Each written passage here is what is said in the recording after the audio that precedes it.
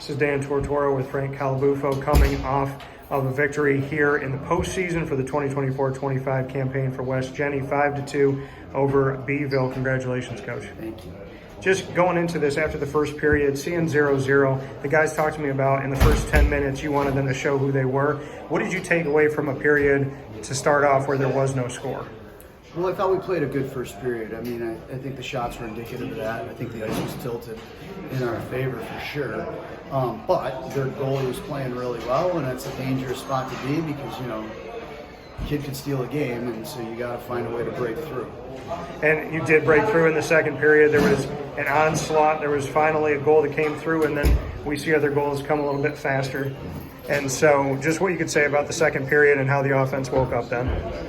Yeah, we just kind of stuck to what we do, try to get pucks deep, play from behind the net, and take the kids' eyes away and try to create a second chance puck. We got some dynamic forwards, and so it's just a matter of time. You just got to play the right way and trust it. I spoke with Jacob Penzavine about hearing his name a lot on that loudspeaker, whether it be him going after a score himself or setting somebody else up. Just what you can say about how he creates for this team. Jake plays with a good stick. He plays long. He extends possessions.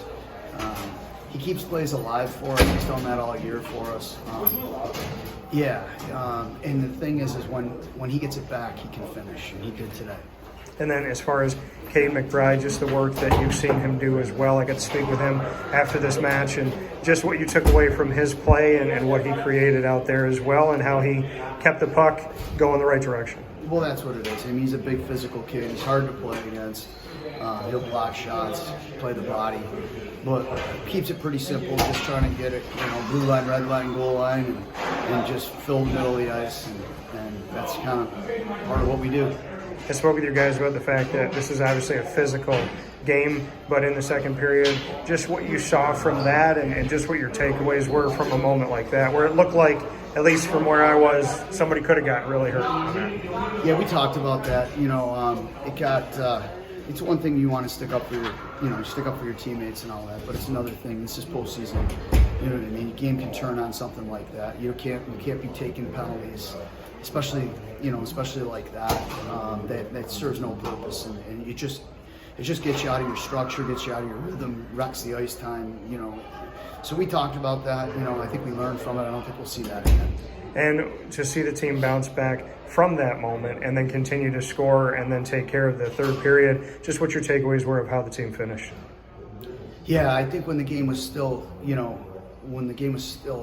question there in the third period, I thought the kids just stayed to the system, stayed to the structure. They got the goals that they needed to really extend it, kind of put the game away, and then we were able to empty the bench there at the end. And just what it means to see those young guys, the future of this program, get out there on the ice.